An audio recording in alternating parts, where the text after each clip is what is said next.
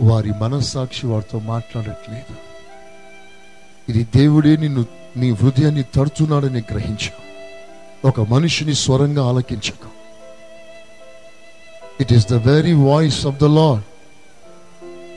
కొంతమంది మనస్సాక్షి వారితో మాట్లాడట్లేదు. ఒకప్పుడు మాట్లాడేది, ఇప్పుడు మాట్లాడట్లేదు. ఎంత దుర్భాషలు మాట్లాడినా, ఎంత చెడు వ్యసనాలకి లోబడిపోయినా అలాంటి వారి జీవితాల్లో చలనం లేదు. మనస్సాక్షి వారిని గద్దించట్లేదు. దీనికి కారణం ఏంటో తెలుసునా? దేవుడు నిన్ను ఎప్పుడో విడిచిపెట్టేశాడు. నువ్వు అలా ఉన్నావు, కనిపిస్తున్నావు. దేవుడు నిన్ను ఎప్పుడో వదిలేశాడు. నీ జీవితంలో తప్పు జరిగినా శిక్ష రావట్లేదు. ఒకటి చేశాను, దేవుని శిక్ష నా మీదకి వచ్చేస్తుందని భయపడుతున్నావా? నీకు రాదు శిక్ష. ఒకటే శిక్ష నీకు.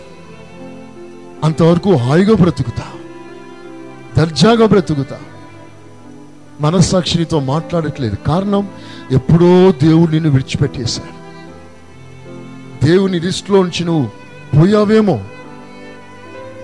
దేవుని పట్టికలో నుంచి నీ పేరు మాసిపోయిందేమో. దేవుడు సౌలుతో మాట్లాడడం మానేశాడు. మనస్సాక్షి ద్వారా మాట్లాడడం మానేశాడు. సేవకు ద్వారా మాట్లాడడం మానేశాడు. కళల ద్వారా మాట్లాడడం మానేశాడు. ఊరిము తుమ్మిము ద్వారా మాట్లాడడం మానేశాడు. దేవుని స్వరం వినాలని కన్నీళ్లు కారుస్తున్నాడు సౌలు.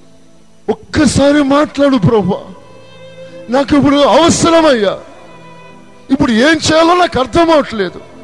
ఒక్క మాట ప్రభు, ఒక్క మాట. ఏడ్చాడు సౌలు, బట్టలు చింపుకుంటున్నాడు. ఒక్కసారి మాట్లాడు ప్రభువా. ఏడుస్తున్నాడు, విలపిస్తున్నాడు. No voice. దేవుడు మాట్లాడట్లేదు. శామ్యూయేలు దగ్గరికి వెళ్తే ఆయన అంటాడు, యెహోవాయే నిన్ను ఎడబాపగా నేను మాత్రం ఏం చేస్తాను? దేవుడే నిన్ను విడిచిపెట్టగా ఎంతమంది సేవకులు వచ్చినా ఏం చేయగలుగుతారు? ప్రపంచ ప్రఖ్యాతిగాంచిన బెనిహిన్లు వచ్చిన, దినకరన్ గారులు వచ్చిన ఏం చేయగలుగుతారు? పరిస్థితి మార్చగలరా? పరిస్థితిని మార్చేది దైవ సేవకుడు కాదు, నీవు. నీ పరిస్థితిని గుర్తించాలి. అసలు నువ్వు ఏమిటో నువ్వు గుర్తించాలి. అసలు నువ్వు ఏం చేస్తున్నావు ఈ లోకంలో గ్రహించు. ప్రభు నిన్ను ఎందుకు రక్షించాడు? ప్రభు నీ కొరకు ప్రాణం పెట్టడానికి ఆయనకున్న సంకల్పం ఏమిటి? నువ్వు చేస్తున్నది ఏమిటి? ఈరోజు మనస్సాక్షి లేదా? మనస్సాక్షి చచ్చిపోయిందా? ఇప్పటికైనా ప్రభు అవకాశం ఇస్తున్నాడు. ఆయన ఎవరిని కాదనలేదు. దయగలిగిన వాడు ఆయన కాళ్ళు పట్టుకో. నీ జీవితంలో పొరపాట్లు జరుగుతున్నప్పుడు నీకు శిక్ష రావట్లేదా?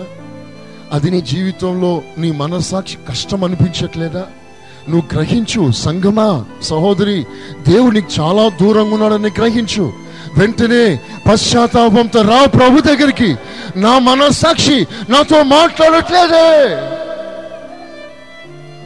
ఎంత పొరపాటు చేసినా నాకు గద్దింపు రావట్లేదే. నా మనస్సాక్షి నాతో మాట్లాడట్లేదే. ఇప్పటికైనా నీ పరిస్థితిని గ్రహించి ప్రభు దగ్గరికి పరిగెత్తుకొని వస్తే చచ్చిపోయిన నీ మనస్సాక్షిని ఆయన మరలా బ్రతికిస్తాడు. చేతులెత్తి స్తోత్రం చెప్పండి. చెప్పండి గట్టిగా.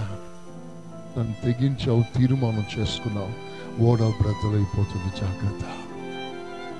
అలాంటి వారు ఎవరైనా ఉన్నారా? ఈ సభలో ఒక తీర్పు మాదిరిగా నీ జీవితంలో ప్రకటిస్తున్నాడు. మనస్సాక్షి సరిచేసుకో. చిన్న దోషం ఏర్పడిందా? రా ప్రభు సముఖంలోకి రా. ఉపవాసం ఉండు, కన్నీరు కార్చు. ఇస్సోపుతో నా పాపములు కడుగుమను. ఆయనతో నీకున్న సంబంధం కాపాడుకో. ఆ దోషం, ఆ పాపం దేవునికి నీకు మధ్యలో అడ్డుగోడగా నిలబడక మునిపే అది పెద్ద ప్రాకారంగా కట్టబడక మునిపే, అది చిన్నగా వేరుగా ఉన్నప్పుడే దాన్ని పెరికే.